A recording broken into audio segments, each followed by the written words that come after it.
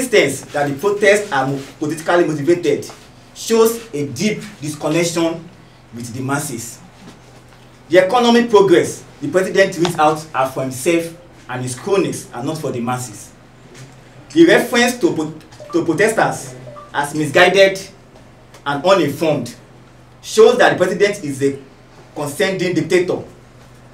We wish to express our sadness and deep disappointment at the latest broadcast by President Tinubu, which is the first address to the nation ever since the End Bad Governance protest started, which is now on the 4th day. After over 3 weeks since Nigerians started mobilizing to take to the streets, and after scores of dead protesters and assaulted journalists from the first 3 days of the protest, President Tinubu's broadcast was nothing but a masterclass of gaslighting us, manipulating and double speaking that has plagued Nigeria's brand of public speaking for decades. Many had requested genuinely that the president should address the nation when the protest was being mobilized for, and some even felt that the president should also address even when the protest started, that perhaps he could make some points that could help douse whatever tension is on board. But to the surprise of many, who genuinely felt that if the president had addressed the nation, some of the demands of the protesters would have been captured and sharply addressed by the president. Many of them are today disappointed by what the president read out today.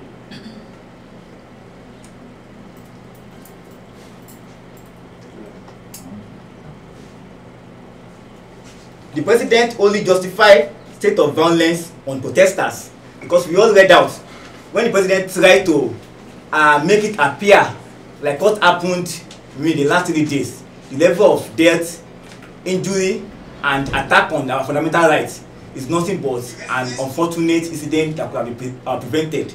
Of course, maybe too late, could have been prevented only if the president himself had immediately met the demands of the protesters even before we commenced the protest. But what we witnessed was that the president himself, and not just him, even cronies, turned deaf ears to our demands.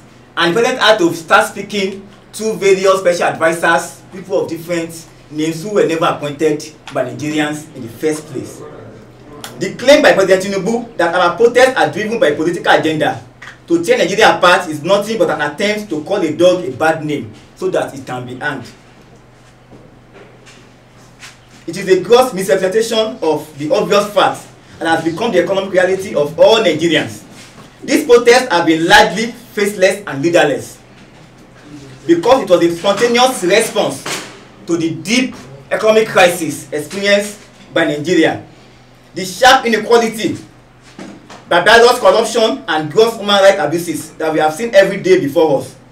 The protest was a lawful response of the Nigerian people to the failure of the Tinubu government and the entire ruling class to address this endemic systemic crisis after over 4 months in power. 14 months in power, rather. These protests were mobilized for by the flagrant extravagance of political office holders in Nigeria for the past 14 months, while asking Nigerians to be patient of hunger and hardship, which they claim to be our sacrifice for the nation. But what we have experienced within the 14 years is that those 14 months, is that those who ask us to be patient and have sacrifice are the same persons who are living luxurious lifestyle, who are budgeting millions and billions of naira to live lavishly. In fact, we heard when lawmakers bought vehicles worth over 130 million naira for themselves. At a point, even the president had to budget billions of naira to renovate the presidential building in Lagos. And from the record, the former president, who spent 4 years in office, only used that residence just twice in those 8 years. Yet the president felt the hardship faced by Nigerians were not needed. That what should be the priority of the government was to go and lavish billions of naira to renovate buildings. We think clearly that this itself is not sacrifice. That instead, Nigerians, the poor masses, are the ones being sacrificed by the Tinubu government. And it is on that basis that Nigerians themselves felt the need that enough is enough, that they cannot continue to live under this kind of hardship, especially when you consider the abundant resources we have in Nigeria to transform our lives, which was what mobilized for that protest. Because in the recent period we've had many calls, especially from government supporters, that the protest and they need to know the sponsors or people who are moving for it. But we've made it clear at different points that the Tinubu government himself and the policies they've implemented over the years are the reasons why Nigerians took to the street. Therefore, they are the ones who have mobilized us for this protest. So, comrades, we'll move to the next speaker to shed more light on these points. The present administration, you have to feel betrayed because this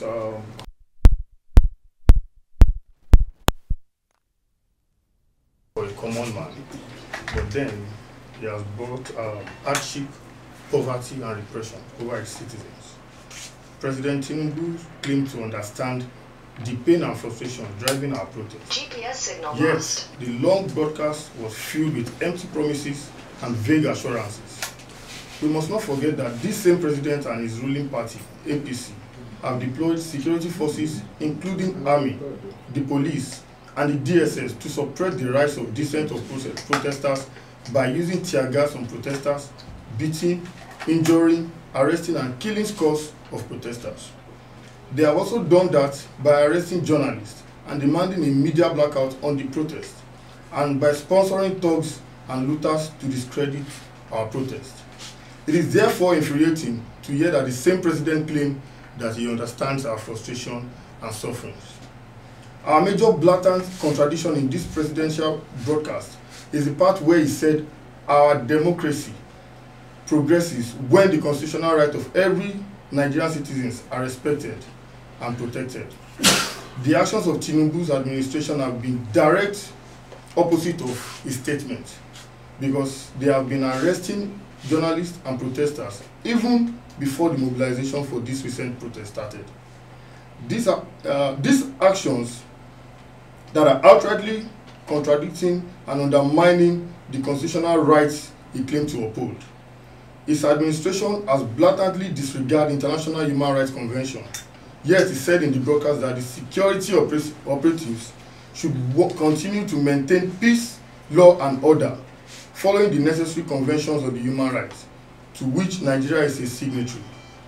If this is not a manipulative attempt to gaslight Nigerians who have been brutalized for protesting in this administration, then this president must be suffering from multiple personality disorder, and this is definitely not lie. I'm going to say this, that people complain about looters, those who came to disrupt the protests, and I was saying that in my own opinion, these are products of this establishment, because as long as you keep having poor people around you, then even you are not safe. An average hungry man is a potential criminal. The president keeps making policies that only enriches the rich more, keep adding advantage to the rich and disadvantages to the poor. The boys who are seen on screen looting today, they have no other hope other than what is left on the left for them to do. We are just a little bit exposed and privileged. That is why we are also not part of them. And that's the only language they can communicate their own protest for the government to see. But I think the best thing for the government to do is to actually make an alternative plan for people who are hopeless, that are wandering on the street.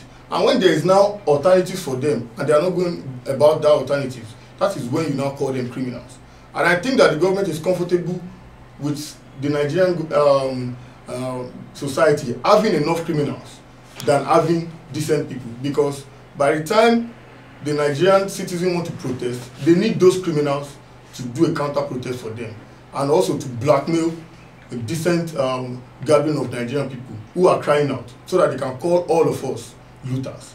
So if you complain about looters today, you should ask the Nigerian police and you should ask the president, because they are the ones who created them. Thank you. Thank you very much. I am Omole Ibukum, initiator of Creative Change Center. To start with, I think This press conference is necessary because for the past 3 days since we started this protest, we have been driven off the streets, even including the lawful place, the so-called lawful place, the so-called legal place where the FCTA Wike leadership got an injunction to say we should stick to the stadium and protest only at the stadium. We have been driven from there with tear gas for the past 2 days now. And so it is the essence of that's the essence of us calling this press conference. First, we must be very clear that the press conference is demonstrating the fact that we have a president that is out of touch with the needs of the Nigerian masses. To further confirm that President Tinubu's disconnection from the masses borders on psychopathy, the president started reeling out economic figures in the typical neoliberal attitude that prioritizes some abstract economic growth over the immediate welfare needs of the people. This is the typical attitude of Nigerian leaders in the past, which our generation is rejecting, that you will not reel out economic figures to us while not connecting it to our present immediate needs. The broadcast further confirms how much the president is incapable of meeting the Nigerian masses at the point of their needs, but very capable of making policies that will benefit the private investors of his elite clique at the expense of the public. The DSS talk about the economic growth and infrastructure development conveniently ignored the fact that these benefits have not trickled down to the masses for 14 months now. This is why we are protesting. We are protesting because we want these economic opportunities and resources to be distributed much more fairly and equally to many Nigerians and not just a few elite Nigerians. We are protesting because we want our own subsidies like fuel subsidy, electricity subsidy, education subsidy, telecom subsidy, etc. Especially in the light of the fact that Nigerian politicians have been doling out subsidies to their rich cronies in form of privatization, deregulation, deals and contracts. When President Tinubu said we have come this far in terms of economic progress in his speech, he was only speaking about the progress that is largely exclusive to his small elite gang. The progress has left the majority of Nigerians behind. The president's call for dialogue rings hollow as much as his acclaimed commitment to democratic governance, given the fact that he has not only ignored the demands of those he claims to want to dialogue with consistently, but he has also suppressed and disregarded the human rights of those he claims to want to dialogue with. And we have to be clear about that. The president of Nigeria has said in his speech that we should stop protesting and embrace dialogue, as if protest itself is not a form of dialogue. And one thing we must be clear about is that the assault on Nigerians, it has become very, very usual, very common that we disregard it. We don't see it as a big deal. For the past 4 days now, except today, I have had to face tear gas despite being an asthmatic. And it was just this morning that I could afford the money to buy an inhaler. And that's because in Nigeria today, to buy an inhaler will cost you 8,250. That's the cheapest inhaler in the market. And that's why we are protesting. We are protesting because the first aid for a common sickness is 8,250 naira. In a country where the last minimum wage is 30,000 naira and they are here to start paying the 7,000 naira minimum wage. Comrades, they were injured, attacked, and 21 Nigerians that were killed on the first day of this protest.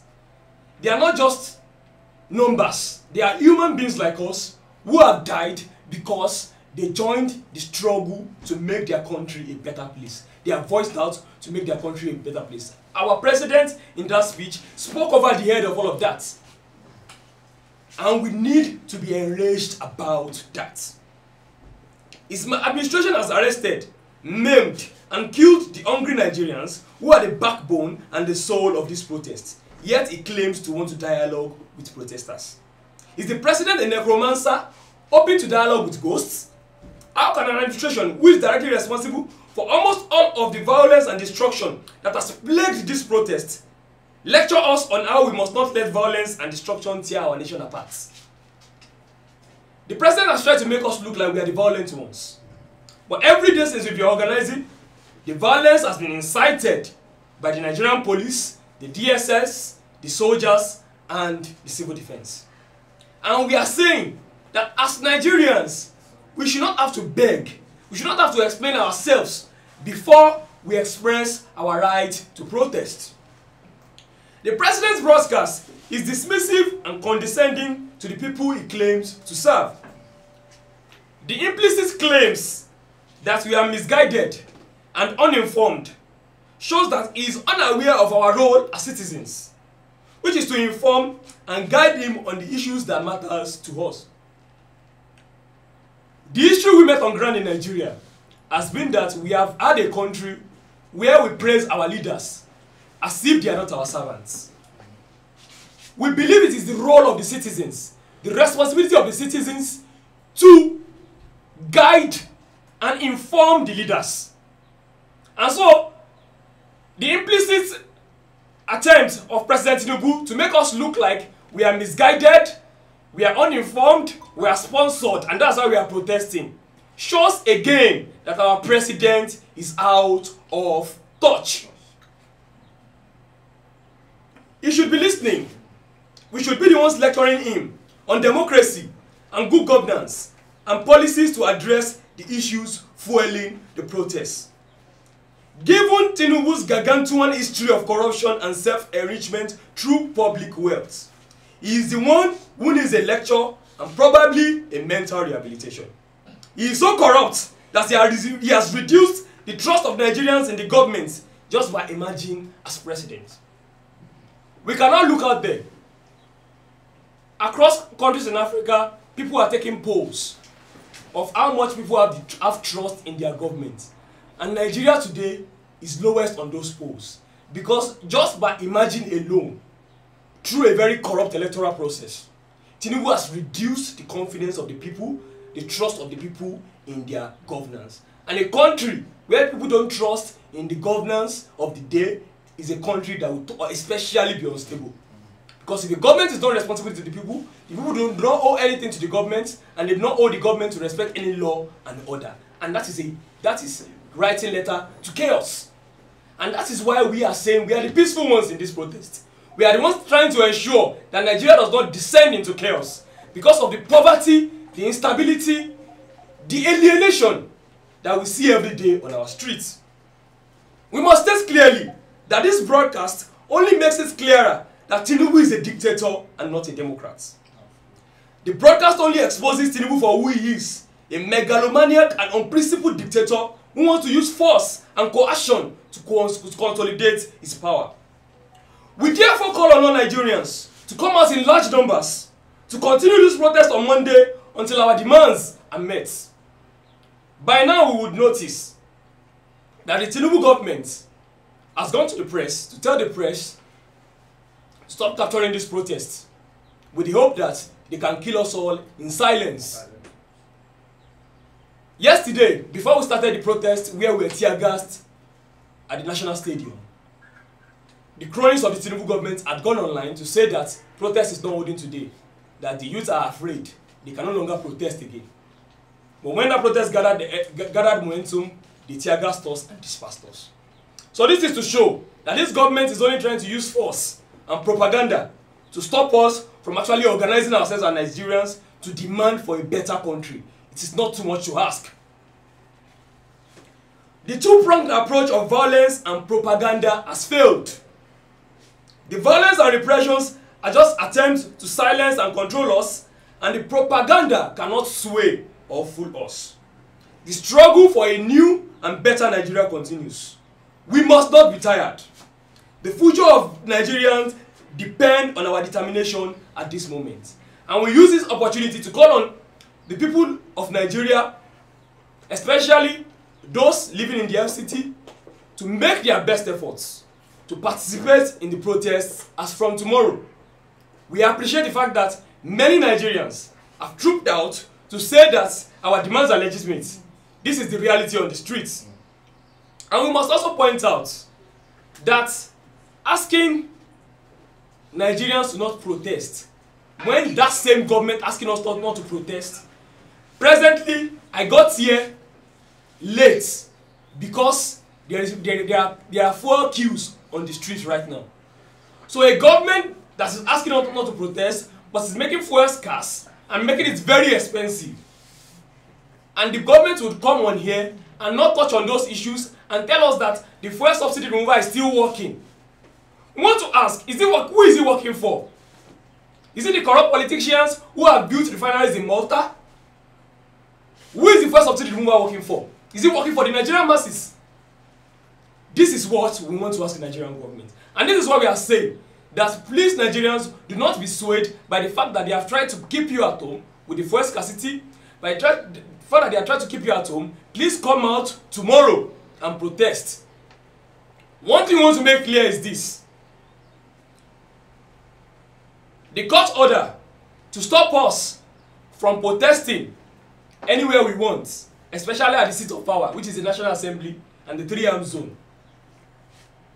That court order is not constitutional because Nigerians reserve their right to move on public roads. Public roads are built with public money. Nigerians reserve their rights to freedom of movement, freedom of speech, freedom of expression, and freedom of dissent. We should not have to beg the government before we assert our freedom of assembly. And so we would like to tell these governments that the only way we can dialogue is what we are doing right now. We are doing this now to tell the government that this is our dialogue. We are telling the government that our demands still stand. Reversal of fuel price to what it was before May 29, 2023. Reversal of electricity tariff hike. Reversal of school fees increments across board. Reversal of all of the taxes that the tax master himself, Tinubu, has introduced. These are our demands, and we are not reneging on these demands. Even though Tinubu has tried to tell us that the protests are stopped, Nigerians are tired. Presently, today, Sunday, this morning, protests continued in Jos Plateau State with protesters organizing their own Sunday service at the protest. Even in Lagos, the same thing happened today. On Friday, we had protesters who did their Juma service at the protest ground. And so, we are saying that Nigerians are fully in support. And this is not the time to be afraid. This is not the time for us to go to our rooms and start praying that God will save us. God needs us to save ourselves. This is not the time to start saying, Shebi, God saved us from Abacha now. God will save us from this one. To know, this is not a military regime. And we must assert the fact that we are in a civilian democracy and we must be treated constitutionally as citizens of Nigeria. On this basis, we want to charge Nigerians that we must continue to organize, resist, and build till we have a country that prioritizes the people of Nigeria over the profits and power of a few people. The struggle continues. A luta continua. Victoria National Coordinator, Arewa Youth Ambassadors. And we start with salute our people who has been killed by police officers in Kano, Katsina, and the other places. We better die on the street by our country's bullet than die by hunger. We are not afraid of bullets. We are not afraid of tear gas. We are afraid of life without purpose. A life without hope, and that is what our leaders have given us. We demand change, we demand justice, and we demand it now. We will not silence, we will not intimidate it. We will not fight for our, we will fight for our future, even if it means give our lives. To our leader, we say you have failed us, you have betrayed us, but we will not be defeated. We will rise up, we will resist, and we will claim our country. To our fellow Nigerians, we say join us, stand with us, stand with us. Together we can make a difference. Together we can create a better future. We better die on the street by our country's bullet than live a life of slavery and oppression. Thank you very much. That you go inside the stadium to conduct a demonstration. Okay. In addition to those demands, because we will not let the death, I mean those who have died, to just be another death, because we witnessed what happened during NSAS. All of the persons who were killed then, till today, we've not been able to get justice for them.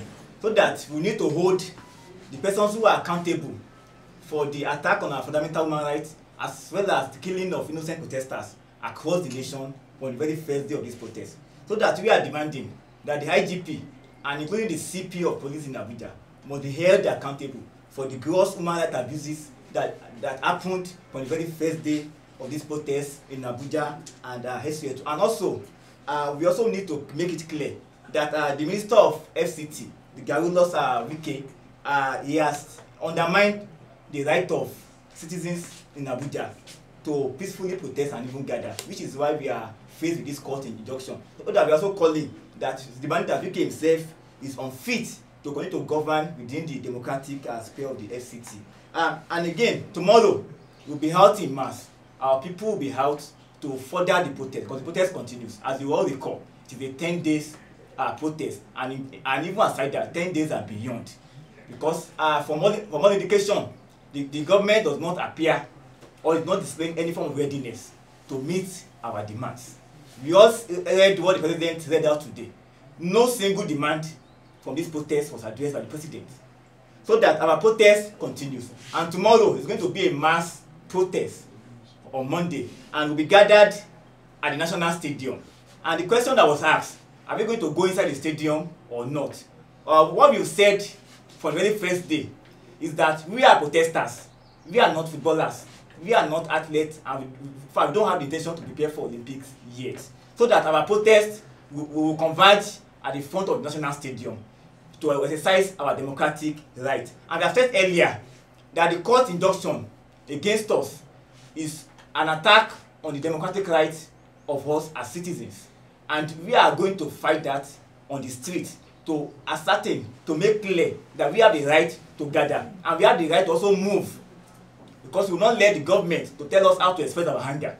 We will not let the government to restrict us to say protests can be held at social point. Because like we said earlier, our parents fought so hard against the military dictators. We are not going to watch in our own generation, our own time, why under civilian rule citizens cannot protest or citizens cannot gather where they are supposed to gather. So on Monday, we'll be held en masse, and we'll be held to exercise our rights, both the freedom to assembly and the freedom to move. So we need to make this very clear. And also, we need to make one important point, that the government of the day is gradually introducing the military to this protest. From the very first day, the military came in their armor tank. Although they were not active, but they came driving into protesters in the way of dispersing us. The second day, they were also there. The third day, many of our protesters were shot at. When the police exhausted their tear gas, the military came in to disperse protesters on the second day, the evening, at the National Stadium. Yesterday, while police were attacking us, the military were moving with them. We connect these dots together, that the government is embarking or trying to use the military the way they did during the Lekki Tollgate massacre on innocent protesters, which is why they are demanding today that media should not cover the protest again. We are saying that we will not allow another Lekki Tollgate to repeat itself, and that the government of Tinubu is embarking on this sinister agenda to kill innocent protesters by using the military. And like I said earlier, yesterday the military themselves were there. The police were the ones leading the military to attack citizens. And if care is not taken, the military will be the ones to start leading police to attack and kill innocent citizens. So we are making all of these points clear that the IGP and the CP of police, including Nelson Wike, who is the FCT minister, must be held responsible for all of the attacks that happened in Abuja within the last 72 hours of our protest. Thank you very much. Now, as of now, do you... Been arrested, injured, brutalized. Those who have been already killed. The figures presently for day one was 21. But we feel that the figures are conservative because we have not been able to account for every of those the protesters that are missing across the country. On that first day alone, about over 1,000 protesters were arrested and presently still in jail, still in detention. This, nationwide, this is a democratic protest of the Nigerian people. Yesterday, which is the third day, for the second day, we also had a number of casualties, over 20. We are not also sure of the figures yet because of the inability to account across the country. Yesterday in Abuja, where we protested, several people were arrested. Presently, we are trying to recover one of them, which is Ayola Babalola. He's a journalist, but he joined the protest as a protester, and is presently in Wuye Division Police Station. He was picked up when we were being dispersed, peacefully protesting. So, we are calling on Nigerians, and this is not a task. This is not a task for just activist lawyers. We are calling on the NBA, which is the professional body of lawyers in Nigeria. The lawyers will have nothing else to defend by the time Tinubu tears apart the Nigerian constitution. If there is nothing to defend anymore, then the lawyers have no job to do again. The people will sort out their differences on the streets, and it will be chaos. And so we are appealing to the NBA, which is the professional body of lawyers, to join in this struggle and ensure that across the country, everybody, alongside the activist lawyers who are already taking up this issue, across the country, we get all protesters and detained Nigerians released.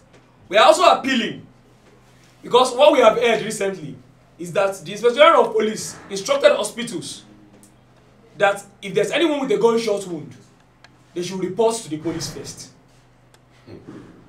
This is something that's created crisis in this country last year in Abuja, when someone was not treated because the doctors were waiting for a police report. The same police came and said it is no longer necessary, that doctors can start treating people. But because the protest is going on, they brought in that policy again and are asking that if there's anyone with gunshot wound, the doctors should report to the police before they are treated. That only means that the police is preparing to shoot protesters and ensure that they don't get treatment until they are dead. This is the climate we are in Nigeria. And everybody must be aware we are now in a civilian dictatorship. We must be very, very aware of that. And we must be ready as Nigerians to defend our rights to have a democratic country. Thank you. Thank you very much.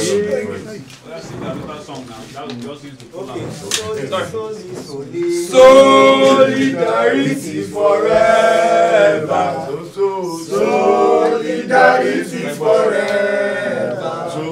Solidarity forever. We shall always fight for our rights. There is victory for us. There is victory for us in the struggle.